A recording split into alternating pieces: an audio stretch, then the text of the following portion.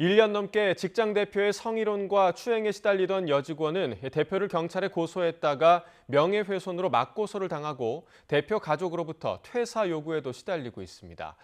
직장 내 성희롱 피해를 신고해도 가해자 처벌이 미흡하다 보니 오히려 피해자만 불이익을 받는다는 지적입니다. 황보혜경 기자가 보도합니다.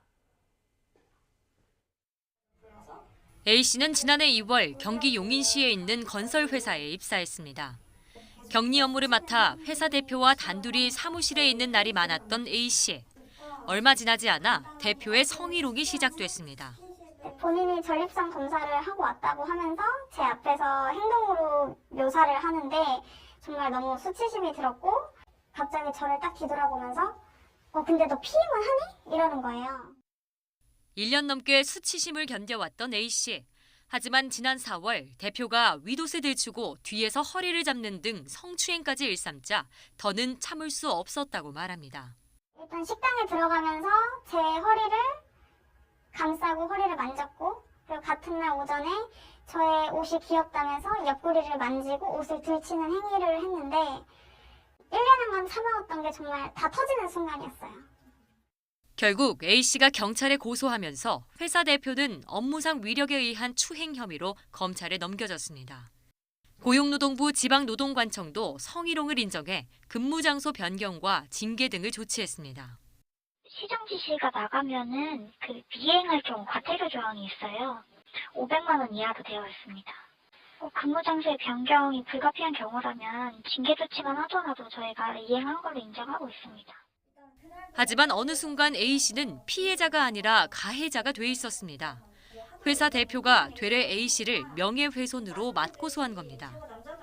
회사에선 임원인 대표 가족이 퇴사를 종용하는 등 괴롭힘도 이어졌습니다. 사과도 없이 그냥 합의만 하자고 연락이 왔고 그 다음 주에 바로 경찰서에서 연락이 온 거예요. 명예훼손으로 대표가 저를 고소했다고. 대표 와이프는 저한테 계속해서 그만뒀으면 좋겠다, 그만둬라 이런 식으로.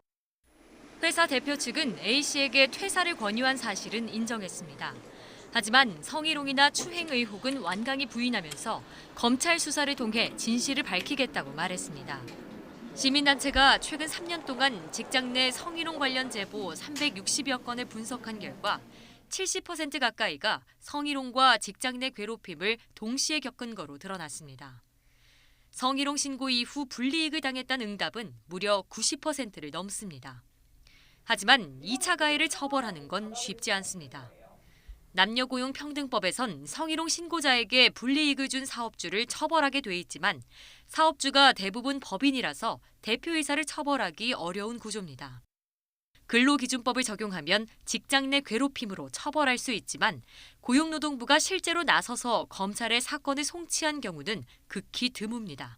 남녀고용평등법 양벌 규정에 따라 대표이사에 대한 처벌도 가능하나 실제로는 법인 자체만을 사업주로 보고 처벌하지 않는 판례들이 나오고 있습니다.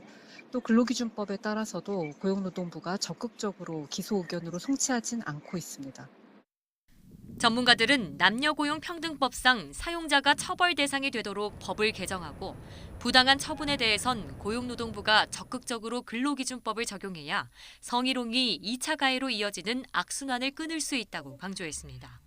YTN 황보혜경입니다.